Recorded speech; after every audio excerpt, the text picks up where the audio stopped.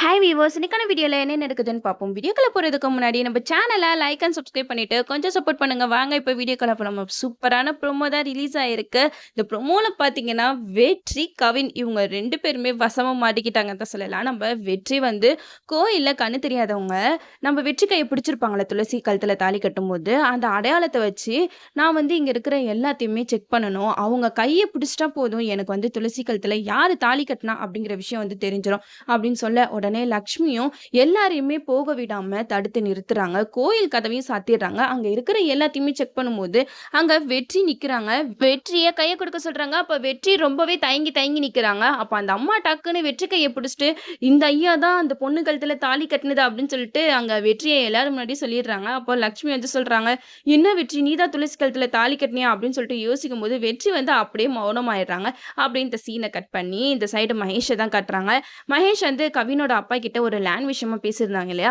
அப்போ வந்து கவின் டாக்குமெண்ட்ஸ் குடுக்குறதுக்காக மகேஷோட வீட்டுக்கு வராங்க. டாக்குமெண்ட்ஸ் எல்லாம் குடுத்துட்டு மகேஷ் கிட்ட பேசிக்கிட்டு இருக்காங்க. அப்போ மகேஷ் வந்து கவின பார்த்து சொல்றாங்க, "என்னப்பா இவ்ளோ தூரம் வீடு வரைக்கும் வந்துட்டு ஒரு காஃபி கூட சாப்பிடாம போற? வா காஃபி சாப்பிட்டுட்டு போ" அப்படின்னு சொல்லிட்டு வீட்டுக்கு கூப்பிடுறாங்க. அப்போ வீட்ல கவின் வந்து பார்க்கும்போது யாருமே இல்ல. அஞ்சலி வந்து வேற எங்கேயோ இருக்காங்க போல.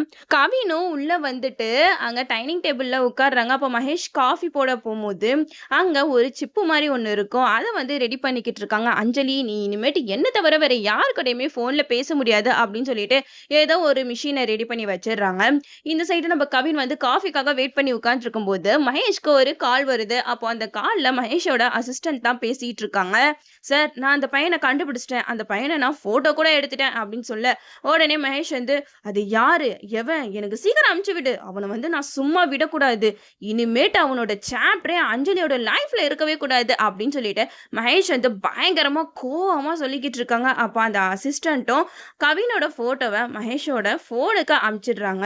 மகேஷ் வந்து அந்த போன்ல இருக்கிற போட்டோவை பார்த்தா அது வீட்ல இருக்கிற கவின். பார்த்ததுமே செம்ம ஷாக் ஆயிட்டான் மகேஷ். மகேஷ் வந்து யோசிக்கிறாங்க, டேய் நீ என்னைய தேடி வீட்டுக்கே வந்துட்டியா? நான் உன்னோட கதையை முடிக்கலான்னு உன்னைய தேடிக்கிட்டு இருந்தா நீயே என்னை தேடி வந்துட்ட. அப்பாடா எனக்கு ஒரு வேலை மிச்சம் அப்படிங்கிற மாதிரி மகேஷ் வந்து கவினை ஒரு வழி பண்ணணும் அப்படின்னு சொல்லிட்டு பயங்கரமா டென்ஷனா உள்ள போறாங்க. நான் நினைக்கிறேன் கவினை வீட்டுக்குள்ள அடைச்சு வச்சு பயங்கரமா டார்ச்சர் பண்ண போறாங்க தான் நினைக்கிறேன். நம்ம அஞ்சலி தான் கவினை காப்பாத்துவாங்க. கவின் மூலமா தான் மகேஷ பத்தின விஷயம் எல்லாமே நம்ம அஞ்சலிக்கு தெரிய வரும். சீக்கிரமா மகேஷ் ஒரு சைக்கோ அப்படிங்கிற விஷயம் நம்ம அஞ்சலிக்கு தெரிய வந்து அந்த வீட்டை விட்டே அஞ்சலி ஓடி போயிடணும். அது மட்டும் இல்லாம இப்ப வெற்றி துளசி அவங்களோட சாப்டர் செம்ம இன்ட்ரெஸ்டிங்கா போய்கிட்டு இருக்கு.